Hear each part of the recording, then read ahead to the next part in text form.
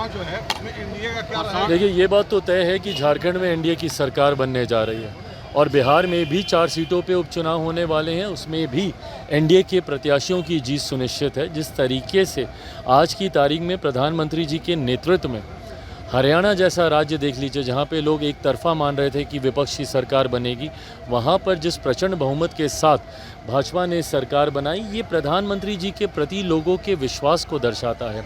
बिहार का मैं जिक्र करूं, डबल इंजन की सरकार, प्रधानमंत्री जी का नेतृत्व, प्रधानमंत्री जी का मार्गदर्शन और मुख्यमंत्री जी का नेतृत्व हमारे गठबंधन को वो मजबूती देता है, जिसकी वजह से 4 की 4 सीटें बिहार में जहाँ पे उपचुनाव हो रहा है वो हम लोग जीतने जा रहे हैं। प्रशांत किशोर प्रसाद में कितनी सीटों पर ये औपचारिक इसकी घोषणा हो गई। झारखंड में 1 सीट, चतरा की 1 सीट पर लोक जनशक्ति पार्टी रामविलास एनडीए गठबंधन के तहत चुनाव लड़ने का फैसला हुआ है और 24 तारीख को लोक जनशक्ति पार्टी रामविलास एनडीए के हमारे प्रत्याशी जनार्दन पासवान जी वो भी अपना नामांकन 24 तारीख को वो भरेंगे और उम्मीद ही नहीं, पूरा विश्वास है कि चतरा की इस सीट की जीत के साथ लोक जनशक्ति पार्टी रामविलास की शुरुआत झारखंड में भी होगी।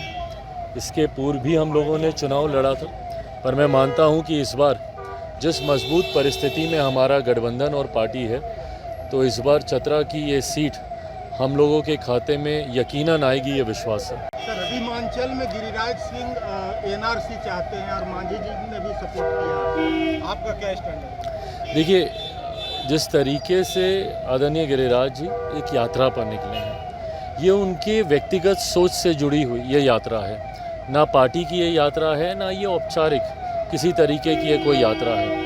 ऐसे में मैं मानता हूं कि वो अपनी सोच को धरातल पर उतार रहे हैं। हर विषय पर हम लोग जवाब दें ये ज़रूरी नहीं है, बट हाँ, जहाँ तक रही बात आपने एनआरसी को लेकर आपने पूछा, ये एक ऐसा विषय है जहाँ पे घुसपैठिए जो अवैध तरीके से रहने का काम कर रहे हैं या जो नागरिकता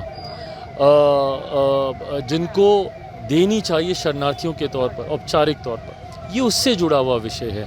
इससे किसी को भयभीत होने की ज़रूरत नहीं है अगर कभी इस तरीके का विषय सामने आता भी। जम्मू कश्मीर में जो आतंकी हमला हुआ था उसमें दुर्भाग्यपूर्ण है ये। और जिस तरीके से नई सरकार बनने के तुरंत बाद, जिस तरीके से चुनाव के तुरंत बाद एक के बाद एक इस तरीके की घटना वहाँ पे घटी है, कहीं ना कहीं ये राज्य सरकार की भी जिम्मेदारी बनती है कि क्या कारण है कि एक लंबे समय तक जब वहाँ पर केंद्र के शासन में, जब वहाँ पर पूरा प्रशासन काम कर रहा था, तो ऐसी घटनाएं ना के बराबर हुई। और अभी चुनाव होने के बाद, सरकार बनने के तुरंत बाद एक के बाद एक 2 ऐसी घटना सामने आई। ये ज़रूर चिंता की बात है। केंद्र सरकार पूरी तरीके से इसकी जांच में लगी है, पर वहीं राज्य सरकार को भी ये जिम्मेदारी लेनी होगी कि क्या कारण है कि ऐसी घटनाएं पुनः वहाँ पर शुरू हुई हैं।